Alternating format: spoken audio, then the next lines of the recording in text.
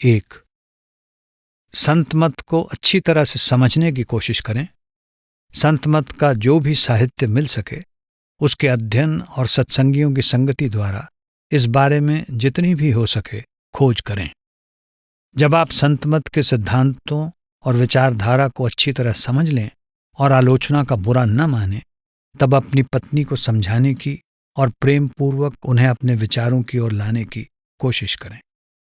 प्रेम द्वारा बड़े बड़े कार्य सिद्ध हो सकते हैं।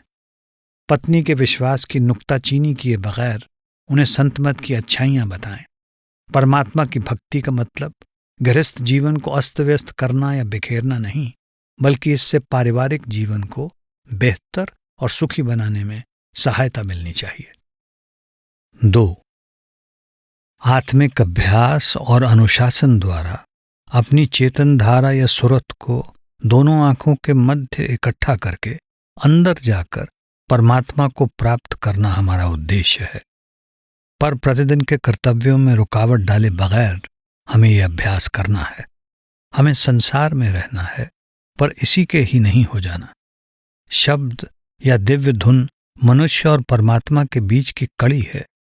सतगुरु सिर्फ शब्द के अभ्यास की युक्ति सिखाते हैं और हमें शब्द के साथ जोड़ते हैं। 3. संत दुर्धाम से आते हैं जो माया के मंडलों से परे है। वे प्रेम रूप होते हैं, देहधारी शब्द होते हैं।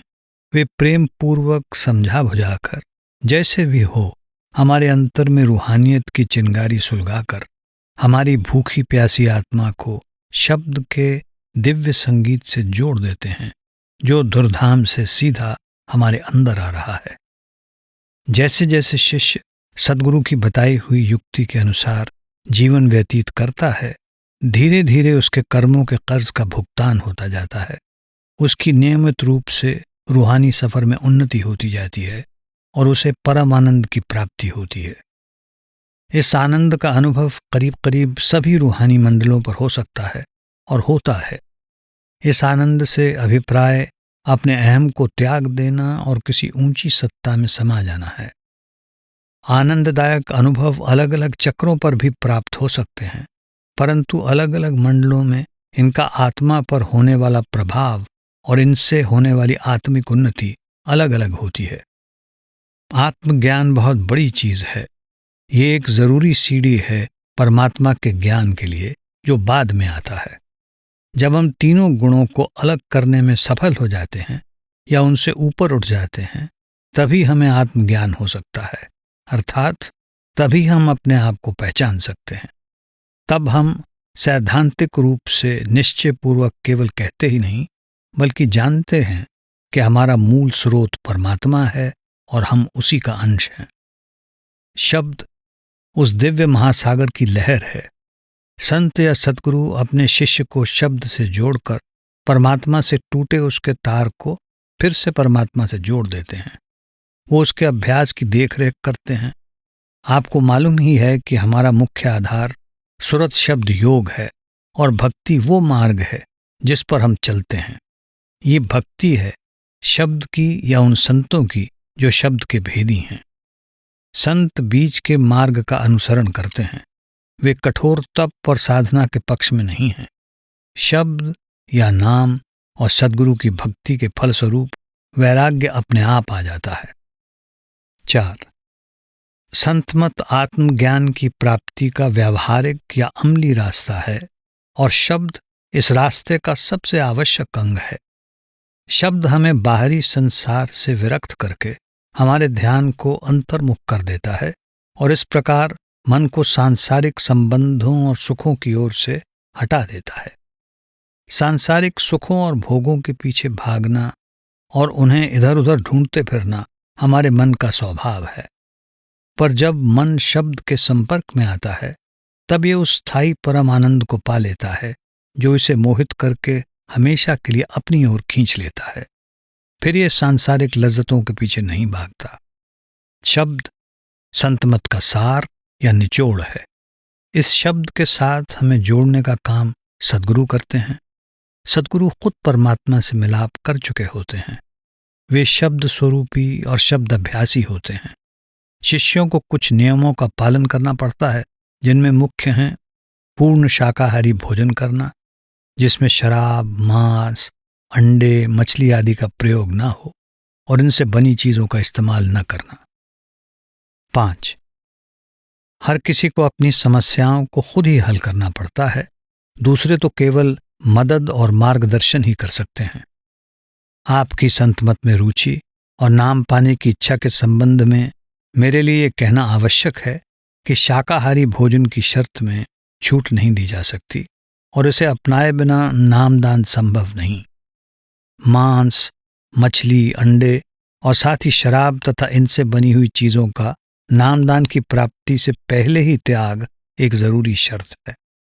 जहां तक हमारा अनुभव है, शाकाहारी भोजन पूर्व और पश्चिम दोनों देशों के सत्संगियों के लिए अनुकूल और फायदेमंद साबित हुआ है।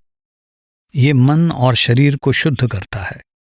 जहां तक आपका सवाल है, अगर किसी भी तरह का शाकाहारी भोजन जिसमें फल, सब्जियां, सूखे मेवे, शहद, दूध और दूध से बनी पनीर आदि वस्तुओं को कई तरह से अपनी अपनी सुविधा और पसंद के अनुसार मिलाया जा सकता है, आपके स्वास्थ्य को मुवाफिक ना आता हो, तो आप किसी दूसरी मानसिक साधना के मार्ग को अपनाकर उससे फायदा उठा सकते हैं।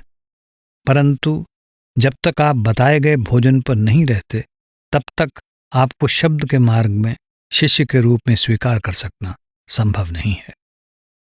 6. आपके इकलौते बेटे की मृत्यु पर आपके गहरे दुख के बारे में मालूम हुआ। शरीर नश्वर है। हम किसी निश्चित योजना के अधीन इस संसार में आते हैं, अपने कर्मों का भुगतान करते हैं और फिर अपने अपने प्रारब्ध के अनुसार कोई किसी तरह से और कोई किसी तरह से इस कर्म भूमि को छोड़कर चले जाते हैं। अपने कर्मों के अनुसार या तो हम किसी स्थान जो अधिकतर अर्ध सूक्ष्म होता है में कुछ समय के लिए ठहरते हैं, या इस संसार में तब तक बार बार जन्म लेते रहते हैं जब तक हमारी भेंट किसी ऐसे संत सतगुरु से नहीं हो जाती जो हमें कर्मों के इस बंधन से मुक्त होने का तथा वापस सचखंड पहुंचकर अपने परमपिता परमात्मा में समाकर शांति प्राप्त करने का रास्ता बता दें। ये सब बातें आपने the path of the masters में पढ़ी ही होंगी। हाँ, गुजरी हुई आत्मा का पता लगाया जाना संभव है, खासकर अगर उसने अभी दूसरा जन्म न लिया हो, किंतु ऐसा करना सिर्फ अपनी शक्ति को बर्बाद करना है और इससे उसके दुखी रिश्तेदारों को कोई भी लाभ नहीं होगा। ये सिर्फ मोह को बढ़ाने में सहायक होता है, जो जिंदगी के दुखों का कारण है और जो हमें बार बार जन्म मरण में लाता है। जहां भी वो जीव हो, आप प्रार्थना और ध्यान तथा भजन सिमरन द्वारा उसकी सहायता कर सकते हैं। उसके साथ आपके निकट संबंध और प्रेम के कारण आपकी प्रार्थना और भजन से उसको भी लाभ पहुंचता है। मैं तो यही सलाह दूंगा कि भाग्य के अनुसार जो भी होता है उसे स्वीकार करें और भजन सिमरन करते रहें, ताकि आप दोनों को इससे लाभ मिले। इस बारे में आपकी सहायता करने में मुझे प्रसन्नता होगी और आप जो भी सवाल पूछना चाहें खुशी से पूछ सकते हैं। 7. नामदान प्राप्त करने का सबसे अच्छा और सही तरीका है संतमत की पुस्तकों का अध्ययन, शुद्ध शाकाहारी भोजन और शराब से परहेज। भोजन में अंडे, मछली, मुर्गी और इनसे बनी हुई वस्तुएं या वे वस्तुएं जिनमें ये पदार्थ मिले हों बिल्कुल नहीं होने चाहिए। दूध और पनीर लिए जा सकते हैं। जहां तक 4 जन्मों में मुक्ति की गारंटी का सवाल है, ये आशा की जाती है कि लगन और उत्साह के साथ मेहनत करने वाला शिष्य सतगुरु द्वारा दिए गए आदेशों के अनुसार अपना समय संत मत के अध्ययन तथा अभ्यास में बिताएगा और इसलिए उसका अगला जन्म अवश्य ही इस जन्म से बेहतर होगा तथा चौथे जन्म तक उसके कर्मों की समाप्ति हो जाएगी और वो उस परम शांति के लोक तक पहुंचने के योग्य हो जाएगा जहां से दोबारा वापस नहीं आना पड़ता। इसका ये मतलब नहीं कि भजन सिमरन करने की जरूरत नहीं या इस परम आनंद के धाम तक पहुंचने के लिए 4 जन्म जरूर लेने पड़ेंगे। हमारी कोशिश तो यही होनी चाहिए कि जहां तक हो सके जल्दी से जल्दी अपने कर्मों के कर्ज से जो हमें यहाँ जकड़े रखता है छुटकारा पा लें और अपने उस असली घर पहुंच जाएं जहां से हम आए हैं। आपके प्रश्न के बारे में मैं आपको इतना ही बता सकता हूं कि गुरु का होना बहुत जरूरी है, पर अपनी पसंद का गुरु चुनने के लिए आप स्वतंत्र हैं। मुंह से कहे गए कुछ लफ्ज नामदान नहीं है। नामदान वास्तव में शिष्य की आत्मा का सद्गुरु की आत्मा से स्पर्श है। 8. सद्गुरु अपने शिष्य का केवल इस स्थूल संसार में ही मार्गदर्शन नहीं करते, बल्कि जब शिष्य अंदर जाने लगता है तब वो आंतरिक मंडलों में भी उसे सलाह देते हैं तथा उसकी सहायता और उसका मार्गदर्शन करते हैं।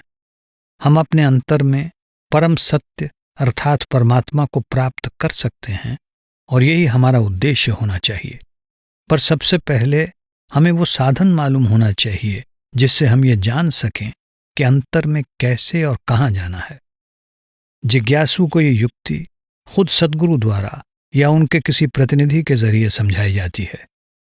जिस सच्ची आत्मिक जागृति की तलाश में आप हैं, वो ध्यान को नाभि चक्र में एकाग्र करने से नहीं, बल्कि ध्यान को दोनों आंखों के बीच में एकाग्र करने से प्राप्त होती है।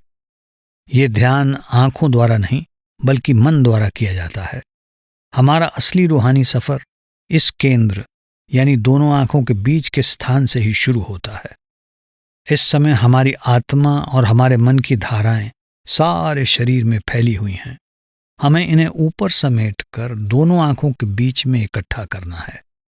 इससे हमारे जीवन के सामान्य कामकाज में कोई बाधा नहीं पड़ती और न ही ये आवश्यक या उचित है कि अपने कारोबार या घर बार को छोड़ दिया जाए।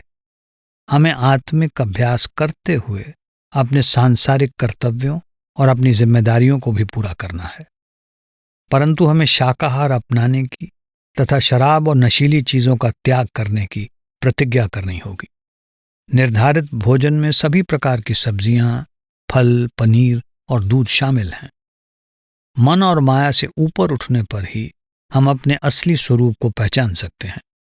हमारी आत्मा 3 प्रकार के शरीर, स्थूल, सूक्ष्म और कारण में कैद है, और जब हम अपने आप को इन तीनों शरीरों से अलग करने में सफल हो जाते हैं, तभी अपने असली स्वरूप का अनुभव कर सकते हैं। इसके लिए केवल बताई गई युक्ति के अनुसार रोज कम से कम 2.5 घंटे अभ्यास करने की आवश्यकता है। अगर आप विश्वास और प्रेम के साथ दृढ़तापूर्वक ये अभ्यास करते रहेंगे तो कुछ ही महीनों में, बल्कि कुछ हफ्तों में ही अनुभव करेंगे कि आप उन्नति कर रहे हैं। पर असली मंजिल तक पहुंचने के लिए काफी लंबा समय चाहिए। ये समय अभ्यासियों के पिछले संस्कारों पर और उनकी वर्तमान कोशिश और मेहनत पर निर्भर करता है। सद्गुरु की दया मेहर, जो बहुत ही जरूरी है, निसंदेह हरदम साथ रहती है।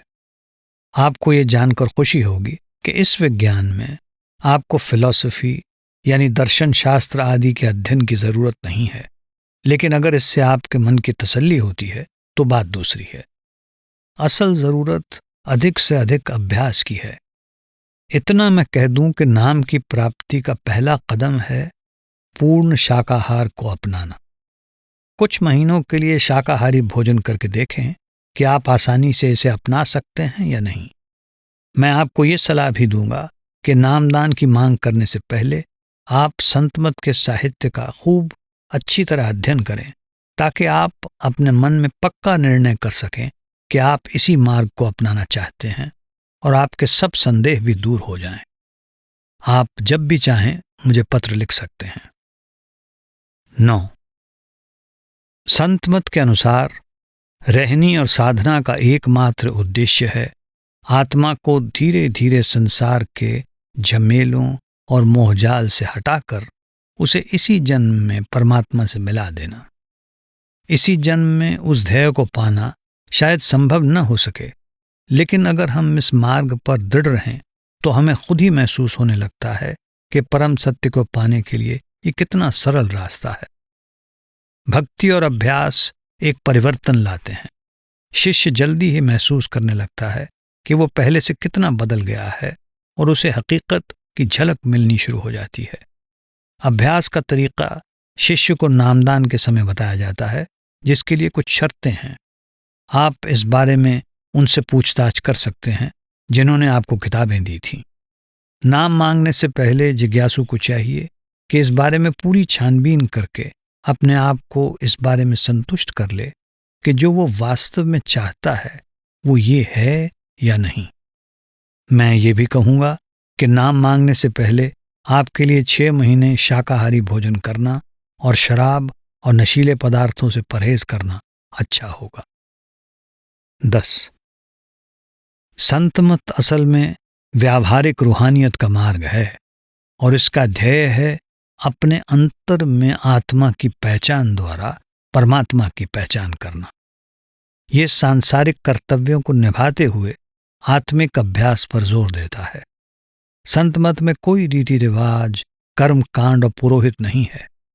आंतरिक रूहानी तरक्की ऐसे सद्गुरु की सहायता से होती है जो अंतर में शब्द या अनहद नाद द्वारा अपने शिष्य से संपर्क बनाए रखते हैं। शब्द को वर्ड या लोगोस भी कहा जाता है। 11. धर्म के बारे में आपके विचारों से मैं पूरी तरह सहमत हूं कि मनुष्य को स्वतंत्र और खुले दिल से बिना पक्षपात या तरफदारी के इसे समझने की कोशिश करनी चाहिए। अगर हम इन धर्मों का गहराई के साथ अध्ययन करेंगे तो हम उन सब में एक ही सार तत्व पाएंगे। सिर्फ कुछ धर्मों में दूसरों के मुकाबले कर्मकांड, रूढ़ियों, रीति रिवाजों का अधिक बोलबाला है। फिर भी मुझे विश्वास है कि हर एक धर्म के प्रवर्तक अथवा उसे शुरू करने वाले की नज़र एक ही ध्येय या आदर्श पर थी, क्योंकि सत्य चाहे जहां भी हो सदा एक ही रहेगा। राधा स्वामी मत, जिसे संत मत भी कहते हैं, पूरी तरह से उस सत्य पर आधारित है जो सब धर्मों का सार है। इसलिए ये किसी जाति पाति या पंथ के लिहाज के बगैर हर मनुष्य को उसके धर्म में सिखाई गई बातों को ज्यादा अच्छी तरह समझने और अमल में लाने के लायक बनाता है। दूसरे शब्दों में, संत मत कोई नया धर्म नहीं है और ना ही ये किसी धर्म में दखल देता है, बल्कि ये अनुयायी को इस योग्य बनाता है कि जिस धर्म पर वो चल रहा हो या चलना चाहता हो, उस धर्म को चलाने वाले महात्मा की शिक्षा को अपने जीवन में उतार सके। ये सही अर्थों में आत्मा का विज्ञान है। जिस प्रकार कुल मालिक परमात्मा एक है, उसी प्रकार उसके संतों का उपदेश भी एक ही है, पूर्व में हों चाहे पश्चिम में, क्योंकि वे सभी परमात्मा की प्राप्ति का मार्ग बताते हैं। 12. अपनी माता की अचानक मृत्यु से आपको अवश्य ही काफी गहरी चोट पहुंची होगी। आत्माएं आती हैं और चली जाती हैं। ये संसार एक नदी के समान है और हम सब उसमें बहती हुई लकड़ियों के समान हैं। नदी की एक लहर हमें इकट्ठा कर देती है, कुछ को अधिक समय तक साथ रहने के लिए और कुछ को सिर्फ जरा सी मुलाकात के लिए ही, और दूसरी लहर हमें अलग कर देती है। संबंध जितना घनिष्ठ या नजदीकी होगा, बिछुड़ने का दुख उतना ही अधिक होगा। पर जो भी हो, ये केवल एक सांसारिक संबंध है। आत्मा कभी नहीं मरती। कृपया अपने शोक में मेरी सहानुभूति स्वीकार करें। आशा है कि परमात्मा आपको इसे सहन करने और यह समझ लेने की शक्ति देगा कि यह संसार असार और नाशवान है। हम यहाँ कोई अनुभव प्राप्त करने और किसी निश्चित उद्देश्य को पूरा करने के लिए ही आते हैं, और जब वो पूरा हो जाता है हम चले जाते हैं। हमारी यात्राएं और हमारे अनुभव हमें तुलनात्मक अध्ययन करने का अच्छा मौका देते हैं।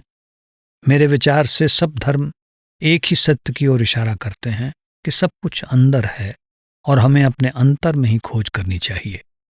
हर एक धर्म यही सिखाता है कि परमात्मा सत्य है, हमारे अंदर आत्मा है और आत्मा परमात्मा की अंश है। रिलीजन यानी धर्म शब्द का अर्थ ही आत्मा का परमात्मा के साथ संबंध है। हमें ये मनुष्य जन्म इसलिए मिला है कि हम परमात्मा को जानें, उससे प्रेम और उसकी सेवा करें। हम जानते हैं कि परमात्मा सर्वव्यापक है, फिर भी हम उसे केवल अपने अंतर में ही पा सकते हैं। ये कार्य हर एक इंसान को खुद ही करना है, लेकिन एक ऐसी हस्ती के मार्गदर्शन में जो स्वयं परमात्मा में लीन हो चुकी हो। 13. आपकी इस मार्ग पर चलने की इच्छा प्रशंसनीय है, परंतु गुरु के उपदेश और मार्गदर्शन के बिना केवल पुस्तकें पढ़कर ध्यान करने की कोशिश न तो काफी है और ना ही किसी को ज्यादा दूर ले जा सकती है। शब्द अनासक्ति पैदा करने का एक व्यावहारिक या क्रियात्मक तरीका है, और साथ ही साथ इससे विवेक भी जागृत होता है। आंतरिक शब्द के प्रेम में और सभी प्रेम आ जाते हैं और धीरे धीरे ये हमें इस दृश्यमान बाहरी जगत से ऊपर उठाकर सत्य के नजदीक ले आता है। अपने पूर्व जन्मों के बारे में जानना संभव है, लेकिन ये वांछनीय या उचित नहीं है। ये आपके दुख को और भी बढ़ा सकता है और परमार्थ के मार्ग में आपके लिए मुश्किलें पैदा कर सकता है। 14. शुरू से धार्मिक जीवन व्यतीत करने का और धर्म ग्रंथ आदि पढ़ते रहने का आपको ये लाभ हुआ है कि आप में असली रूहानी मार्ग को खोजने की तीव्र इच्छा जाग उठी है। जो कुछ आपने पुस्तकों में पढ़ा है वो सब ठीक है, पर पुस्तकें सिर्फ रुचि पैदा करती हैं और जिज्ञासा बढ़ाती हैं। रास्ता तो आपके अंदर है। इस मार्ग का भेद देहधारी सद्गुरु से ही मिल सकता है, और आपका ये विचार सही है कि सिर्फ देहधारी सद्गुरु की शरण प्राप्त हो जाने पर ही यह आंतरिक यात्रा तय की जा सकती है। 15. मुझे प्रसन्नता है कि आपको नाम मिल गया है और आप उसकी कद्र करते हैं। नाम की कद्र करने का सही तरीका भजन सिमरन में अधिक से अधिक समय देना है। इसमें डरने की कोई बात नहीं है। ये वही चीज है जिसकी आपको तलाश थी, और अब जबकि आपने इसे पा लिया है तो आपको चाहिए कि इससे पूरा लाभ उठाएं। अंदर जाना एक बड़ा आनंददायक अनुभव है और इसमें डरने की कोई बात नहीं है। इसके अतिरिक्त ये कार्य केवल धीरे धीरे और क्रमशः होता है, एकदम नहीं। आशा है कि अब तक आपने डर पर विजय पाली होगी। जो भी हो, ध्यान को तीसरे तिल पर रखकर प्रेम और विश्वास के साथ 5 नाम का सिमरन करना चाहिए।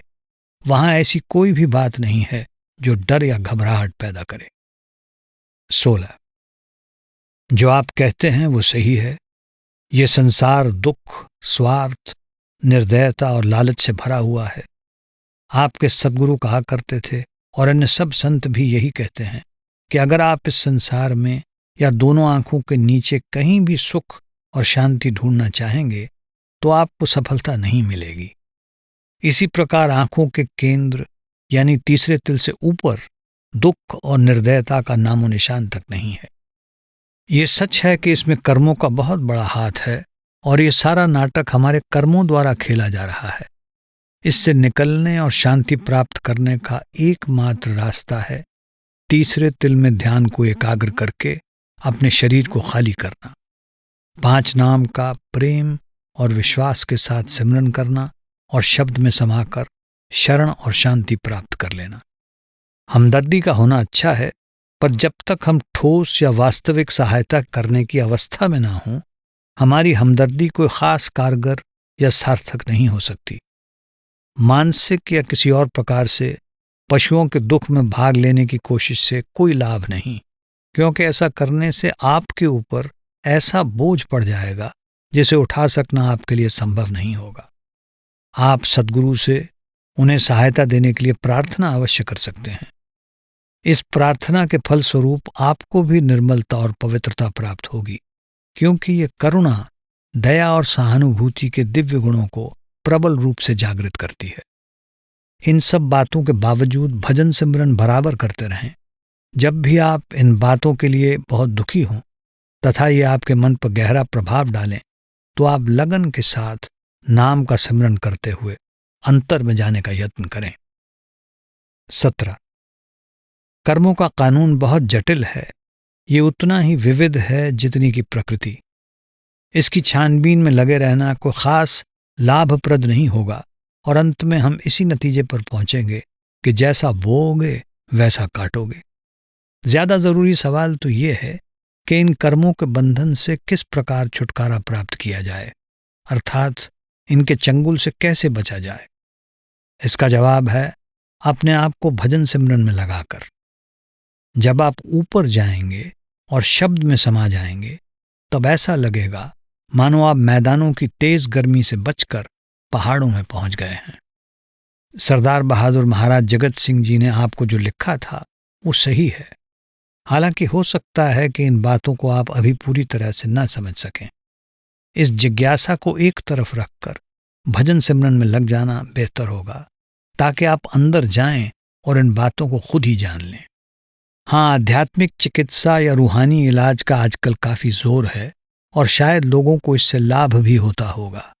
मैं आपको इस तरह के इलाज का सहारा लेने की सलाह नहीं दूंगा, पर अगर आपको कोई शारीरिक रोग है तो किसी डॉक्टर से सलाह लें और खुद को भजन सिमरन में लगाएं। अगर सिमरन द्वारा आप अपनी चेतना को ऊपर ले जाएंगे तो फिर दर्द का अनुभव नहीं होगा या दर्द बहुत कम महसूस होगा। जब चेतना आंखों से ऊपर एकाग्र हो जाती है तब दर्द महसूस नहीं होता। जब ध्यान नीचे चला जाता है केवल तभी हम दर्द महसूस करते हैं। 18 मुझे खुशी है कि आप भजन सिमरन को पूरा समय दे रहे हैं। मैं आपको विश्वास दिलाता हूं कि भजन सिमरन को पूरा समय देने से हमारे दैनिक कामकाज में जरा सी भी बाधा नहीं आती, बल्कि इससे हमारे रोज के कार्यों में सहायता मिलती है। आप कहते हैं कि आपको ये विश्वास दिलाया गया था कि भजन से मन को शांति मिलती है, और आपका अनुभव है कि ऐसा कभी कभी ही होता है। ये बात बिल्कुल सही है। सबसे पहले जब तक मन में किसी प्रकार का भी सांसारिक मोह है तब तक शांति नहीं आ सकती, क्योंकि संसार की सब वस्तुएं नाशवान हैं। वास्तविक और स्थायी शांति तब मिलती है जब हम शरीर के 9 द्वारों को खाली करके अंतर में शब्द के साथ संबंध जोड़ लेते हैं। इंद्रियों के घाट से ऊपर उठने में तथा ध्यान को दोनों आंखों के बीच एकाग्र करने में हम जिस हद तक सफल होते हैं उसी के अनुसार हमें थोड़े या अधिक समय के लिए शांति मिलती है। कृपया मुझे लिखने में कभी भी संकोच न करें। मुझे आपकी सहायता करने में सदैव प्रसन्नता होगी। 19 आपकी आत्मज्ञान पाने की हार्दिक इच्छा आपको सत्संग में लाई है और उसी के कारण आपको नाम मिला है, पर यह सिर्फ रास्ता बताने और मार्गदर्शन के लिए नक्शा बनाने के समान है। अब आपको इस यात्रा के लिए तैयारी करना और एकदम यात्रा शुरू कर देना है। जैसा कि आप जानते हैं, हमारी आध्यात्मिक यात्रा पैरों के तलवों से शुरू होती है और सिर की चोटी पर जाकर समाप्त होती है। क्योंकि मनुष्य ब्रह्मांड का प्रतिरूप है और जो कुछ भी बाहर दिखाई देता है वो सब इसके अंतर में है। सबसे पहली बात है अपनी सूरत को समेटकर आंखों के बीच लाना। संत मत में ये कार्य तीसरे तिल में ख्याल को रखकर 5 नाम के सिमरन द्वारा किया जाता है, जो नियम पूर्वक कम से कम रोज 2 घंटे करना चाहिए। इसमें आंखों पर दबाव या जोर नहीं देना चाहिए, क्योंकि ये सिमरन तीसरे तिल में मन की तवज्जो द्वारा किया जाता है। अन्य लंबे और जोखिम भरे साधनों की तुलना में ये मार्ग बहुत सरल है। जब मन तीसरे तिल पर एकाग्र हो जाता है तो हमें शब्द सुनाई देने लग जाता है, जो अंत में हमें खींचकर अंदर और ऊपर ले जाता है। मन को एकाग्र करना इस अभ्यास का पहला भाग है, जो सबसे कठिन है और जिसमें काफी समय और परिश्रम की जरूरत है, क्योंकि मन को एकाग्र करने का अर्थ है इसे इच्छानुसार अंतर की ओर मोड़ सकना। इसीलिए भजन में नियमितता बहुत आवश्यक है। ज्यों-ज्यों आप अभ्यास करेंगे आपको कुछ सनसनी और दर्द महसूस होगा, पहले शरीर के निचले भाग में और फिर कुछ ऊपर, जो स्वाभाविक है और थोड़ी देर के लिए ही होता है। इससे घबराना नहीं चाहिए।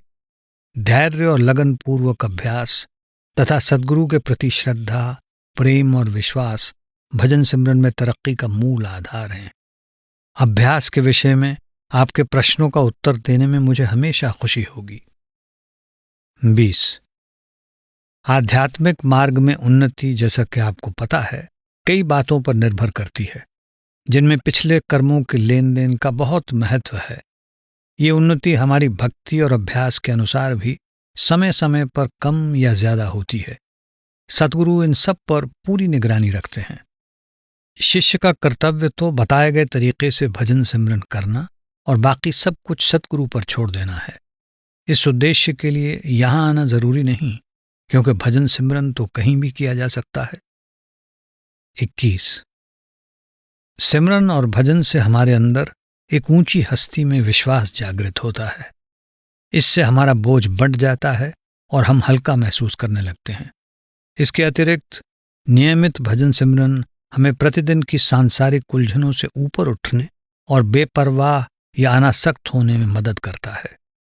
जिंदगी में उतार चढ़ाव आते रहते हैं और हम भी बदलते रहते हैं, चाहे हमें इसका पता न भी हो। 22। चर्च या गिरजे में उपासना और दूसरे रस्मों रिवाज कुछ हद तक भले ही भक्ति भाव उत्पन्न करने में मदद दें, किंतु आमतौर पर कुछ समय के बाद वे बेअसर हो जाते हैं। जरूरी बात तो आंतरिक गिरजे या हरमंदिर में पूजा करने के योग्य बनना है। खटखटाओ और वो तुम्हारे लिए खोल दिया जाएगा। सिमरन उस द्वार को खोलने की चाबी है। ये वो खटखटाने की क्रिया है जिससे द्वार खुलता है। 23। आपकी चेतन और सजग होने की इच्छा की मैं प्रशंसा करता हूं, पर जैसा कि आपने कहा है, ये यात्रा लंबी है और अक्सर प्रतीक्षा भी लंबी ही होती है। इस बात को लेकर निराश होने के बजाय हमें और अधिक लगन से प्रयत्न करना चाहिए। सफलता की कुंजी सिमरन है, जो दोनों आंखों के बीच में ध्यान को टिकाकर करना चाहिए, ताकि सूरत को सिमटने में आसानी हो। आप इस केंद्र के जितने नजदीक पहुंचेंगे और शब्द के साथ जितना अधिक संपर्क बढ़ेगा, उतना ही अधिक आपको आत्मिक आनंद और उल्लास का अनुभव होगा। प्रेम और विश्वास के साथ अभ्यास करते रहें, और अगर आपको किसी प्रकार की कठिनाई महसूस हो तो लिखने में संकोच न करें। अनासक्त होने के लिए आपको अपना ध्यान दोनों आंखों के बीच स्थिर करना चाहिए, ना कि हृदय पर। सिमरन करने का सही तरीका भी यही है। 24। डर का कारण है अज्ञान, विश्वास की कमी और अपने आप को न पहचानना। आत्म साक्षात्कार या अपने आप को पहचानने में समय जरूर लगता है, पर सतगुरु में और हर प्रकार से रक्षा और संभाल करने की उनकी शक्ति में विश्वास होना भी बड़ी बात है। ये विश्वास तथा प्रेम भजन और आंतरिक अनुभव से उत्पन्न होता है। नियम पूर्वक प्रेम के साथ 5 नाम के सिमरन से भी ये विश्वास पैदा होता है। सिमरन का बहुत महत्व है, इसमें बहुत शक्ति है। ये सब कठिनाइयों और बाधाओं से आपकी रक्षा करेगा। बेचैनी अथवा किसी बात का कारण न समझ सकना हमारे अपने ही दबे हुए या अवचेतन संस्कारों का नतीजा है। ये हमें कभी कभी कुछ शिथिल या सुस्त बना देते हैं, पर सिमरन द्वारा उनका सफलतापूर्वक मुकाबला किया जा सकता है। 25। जहां तक आपके प्रश्न का संबंध है, आंतरिक दृष्टि के खुलने और अंतर में सद्गुरु के नूरी स्वरूप के दर्शन होने का ये मतलब नहीं कि आगे कोई कर्म नहीं होंगे। सद्गुरु के नूरी स्वरूप के दर्शन तो पहले स्थान पर कर सकते हैं, परंतु उसके बाद जो होता है वो अधिक महत्वपूर्ण है। आपने पूछा है कि क्या सभी कर्मों का भुगतान हो जाने पर त्रिकुटी को पार किया जा सकता है, या कुछ कर्म शेष रहते हुए भी ऐसा हो सकता है। सद्गुरु अपनी दया से ये प्रबंध कर सकते हैं कि शिष्य अपने बचे हुए कर्मों को किसी आंतरिक मंडल में बैठकर भक्ति द्वारा समाप्त कर दे और उसे फिर से स्थूल संसार में जन्म लेने की जरूरत न पड़े। पर यह तब होता है जब उसके अंदर कोई प्रबल इच्छा या आसक्ति ना हो। आमतौर पर सत्संगी को यदि फिर से जन्म लेना भी पड़े तो वो जन्म पहले से अधिक अच्छी परिस्थितियों में होता है और उसमें भजन सिमरन के लिए अधिक सुविधाएं प्राप्त होती हैं। अंतर में सद्गुरु के नूरी या ज्योतिर्मय स्वरूप का दर्शन एक अद्भुत अनुभव है।